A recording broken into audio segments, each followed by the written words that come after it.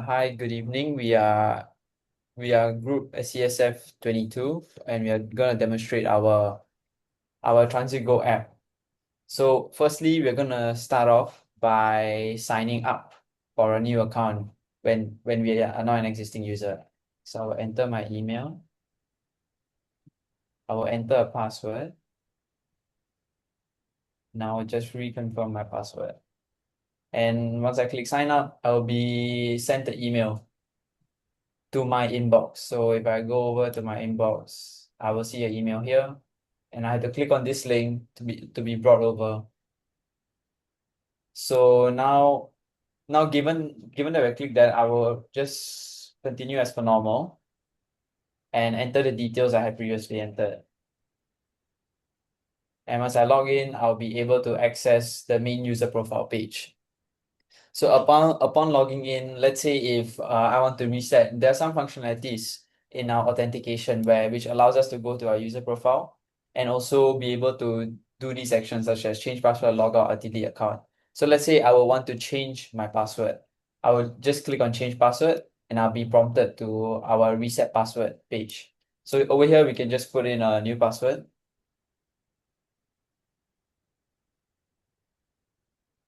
And as soon as we click update password, we're going to be brought back. We'll be logged out after updating our password and be asked to log in again, given our new password. And once you log in, you can see that we are back on our user profile page because I've logged in as a user. One last thing of our authentication we would like to show is that once you log out, if anyone tries to access the reset password route, they will be greeted with this error saying that they are not eligible because we have protected this by ensuring that a token is requested whenever we reset password or we ensure that the user is logged in. Now I'll pass on to Azam to continue to show the user pages.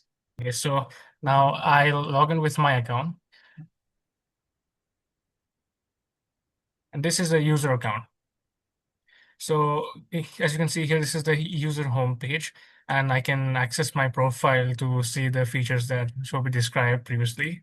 And now I'll showcase the platform crowdedness feature. So this page, it shows the real time, it fetches the real time densities of stations using the data mall public API. So you can see all the lines of Singapore's MRT stations, and I can click on any station, and it will show me the density or the crowdedness for each stop. So yeah, I think right now it's 6:40 p.m. So you can see a lot of moderates, but overall it's low. With this CC24 has density high.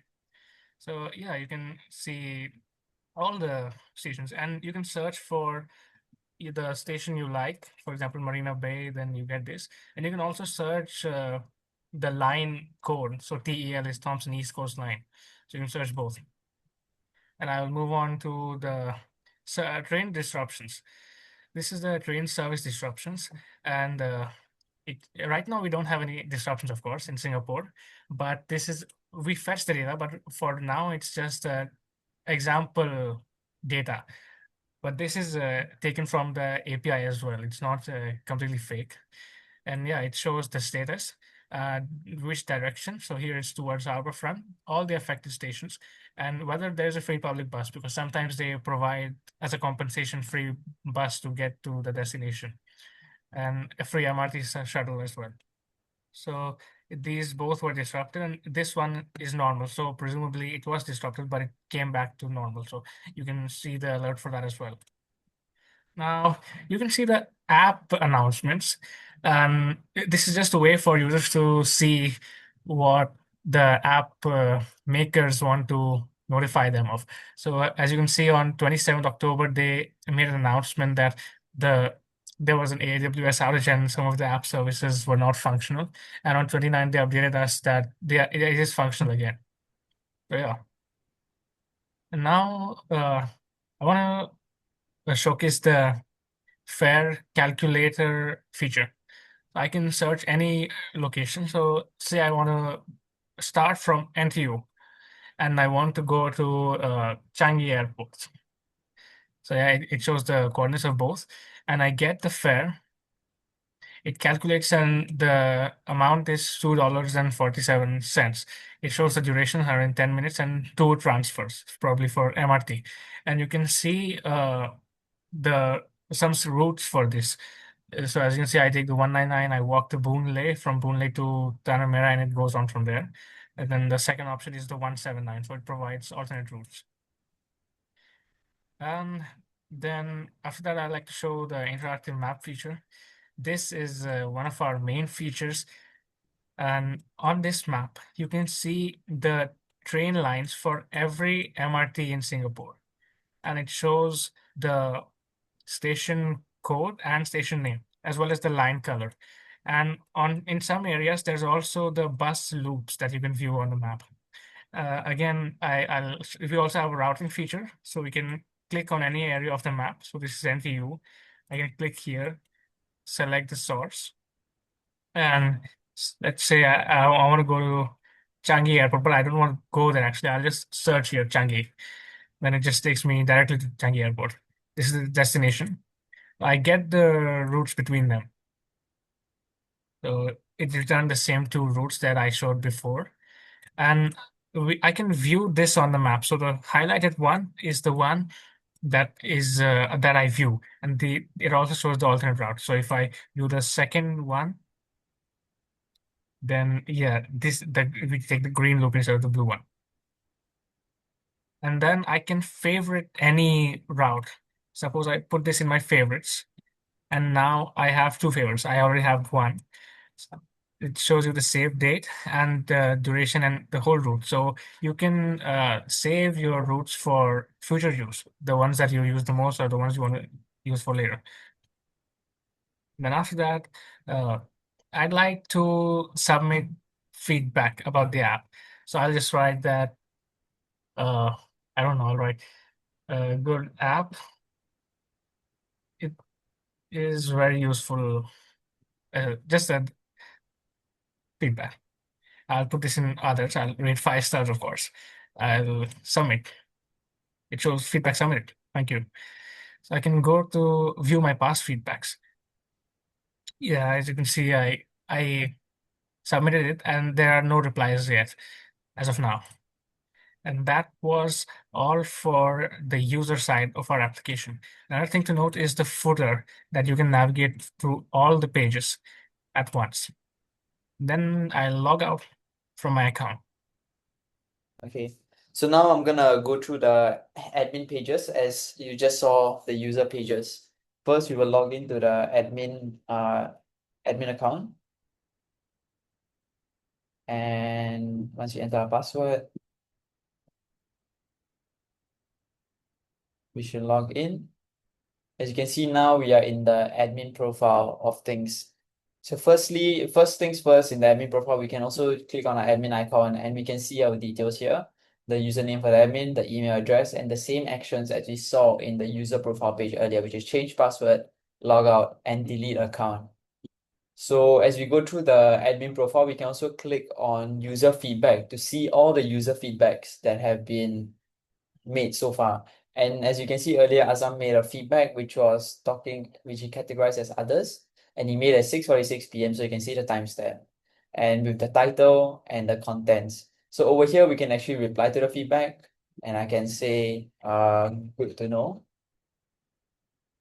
And once I reply to it, we will be notified that a reply has been sent, and you can see that a reply shows up over here for the feedback as well. Later on, Azam will go back and show what it looks like on the user side as well.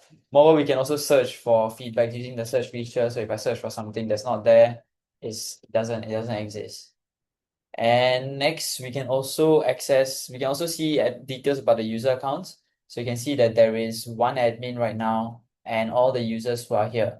So by clicking on any user's details, you can see certain details about them, such as their username, email, password. Obviously, you won't see them, their user type, whether they're suspended, banned, and their user ID and their favorite routes. So basically, we can what we can do is we can suspend users for any unauthorized behaviors, or we can also ban them, or we can also delete their account. We can also make them admins. So if we needed more admins, we just need to click on make admin. So let's say, for example, if I were to suspend my account, I'll be suspended. And when I try to log in next time, it will tell me that I'm suspended and to contact support. And I can unsuspend it by just clicking on it again. As you can see, it just changed. I can ban myself, and is banned is true. And I can unban myself, and I just become unbanned. And then lastly, I can also make myself admin. And as you can see, it updated over here that I'm now an admin as well. And my user type changed to admin as well. So that's for how we manage our users. And next, we can also do announcement management. As you can see, we had made an announcement before about the AWS outage, and then we can also create new announcement. So let's say I just create a announcement about another outage and say the app servers down. So if I save this, the announcement will be published with the title, the details, and the timing. And if I wanted to edit the announcement, I can also just go click edit, and I can say the servers are back up. And once I update, the update is pushed back up as well. So this is our announcement, managing our announcements feature. And lastly, what we can do as our admin is that we can also view the user homepage, like to see what it looks like from the user's point of view. One special thing is that, as you can see, everything looks the same except this last page, which is only obviously applicable to the admin so that they are able to return back to the admin homepage. So if we were to click everything else, it looks the same as it looks for the user. So feedback, there's no feedback by the admin. So obviously there's nothing. And if you were to click on this, we will once again be back to our admin homepage. And with this, I'm gonna go and log back out so Azam can show how the reply is seen on the user side of things. Okay, now I will log into my account again.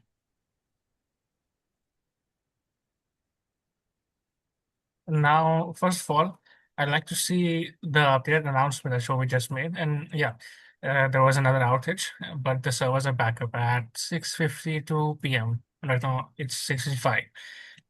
So that's fine.